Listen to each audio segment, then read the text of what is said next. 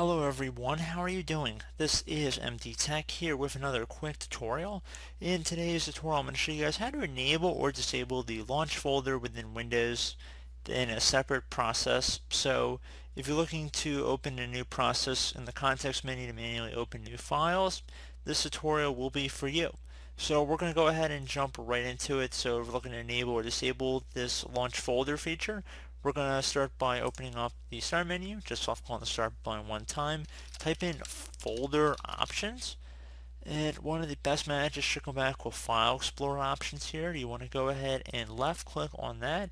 And now that file explorer options are open, left click on the view tab up at the top of the file explorer window. And you want to scroll down to not too far, but where it says launch folder window in a separate process.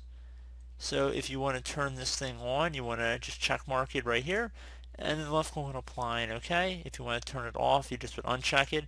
So pretty straightforward process there. Do hope I was able to help you guys out, and I do look forward to catching you all in the next tutorial. Goodbye.